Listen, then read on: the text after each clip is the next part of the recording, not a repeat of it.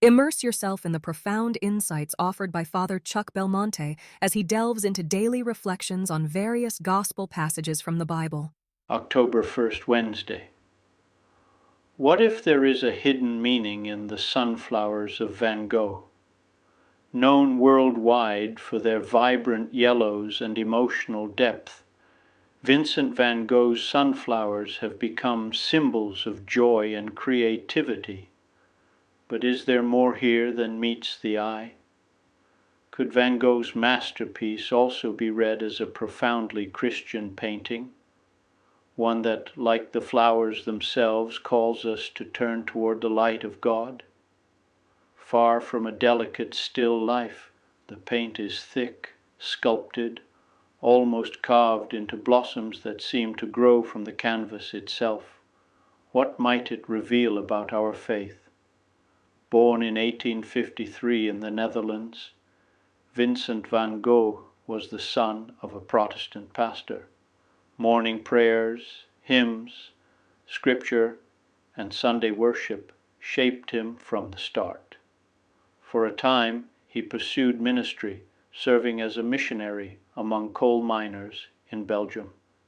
Though he later abandoned formal ministry, this pastoral calling transformed into something new, a conviction that he could speak of God not with words, but with color. Encountering the Impressionists in 1886, Van Gogh replicated their revolutionary use of light and color. Darkness gave way to blazing yellows, swirling blues, and restless skies. His brush no longer merely described the world, it prayed, it wept, it proclaimed.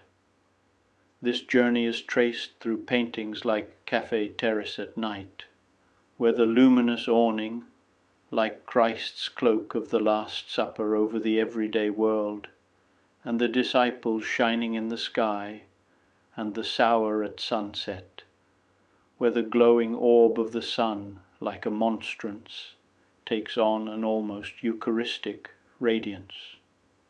In 1888, Van Gogh turned to sunflowers. Devoting himself almost entirely to yellow, he created blossoms that pulse with life, each petal shimmering with energy.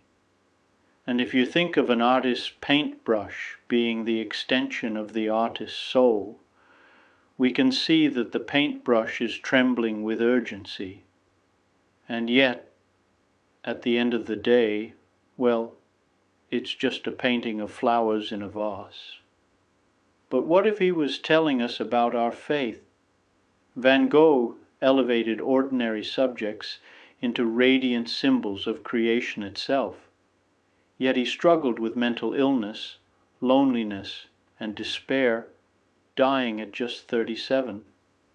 At his funeral, friends placed sunflowers beside his coffin, the flowers he once called mine. Perhaps these flowers are more than flowers. Possibly the painting is a kind of prayer. A prayer, yes, without words, where each flower almost represents us. Some flowers look battered, some are drooping, some even have their backs turned towards us, some are fully flourishing, but each all uniquely shaped by God, and all of them are trying to find the light. These luminous sunflowers remind us that holiness is not about perfection. Holiness is about orientation, like these flowers, trying to turn constantly towards the light of God. Even in this vase of fading blooms, we realize that God is present in the ordinary as much as in the extraordinary events of our lives.